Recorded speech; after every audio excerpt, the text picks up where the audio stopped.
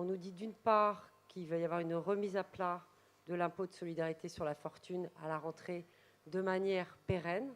Donc, vraisemblablement, il va y avoir une réforme un petit peu de fond sur la fiscalité sur le patrimoine. Et puis, que ce soit le président de la République ou son Premier ministre, on nous a annoncé un plafonnement des niches fiscales. On nous dit 10 000 euros, alors ce n'est pas très précis. On a compris que c'était quand même le minimum auquel il faudrait s'attendre.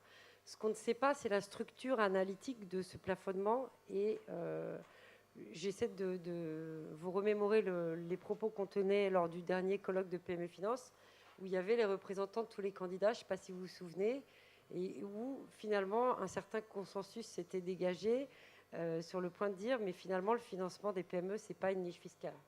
A priori, le dispositif hier, Madeleine Dutreil, et le dispositif ISF-PME ne devraient pas être touchés. Mais je crois qu'il faut qu'on fasse preuve de la plus grande prudence à cet égard. Et quand même, en filigrane de tout ce qu'on peut lire, on peut songer, sans être complètement à côté de la plaque, que tous les éléments, on les a. Après, comment le puzzle va s'organiser, on ne sait pas. On sait qu'il va y avoir une BPI, Banque publique d'investissement. On sait qu'elle va être régionalisée. C'est-à-dire qu'il va y avoir 22 guichets de BPI dans les régions. On sait que les régions revendiquent le pouvoir réglementaire et que vraisemblablement, elles vont réussir à être dotées d'un pouvoir réglementaire, ce qui est quand même une révolution par rapport à l'organisation institutionnelle et la séparation des pouvoirs législatifs, réglementaires, etc. dans notre pays.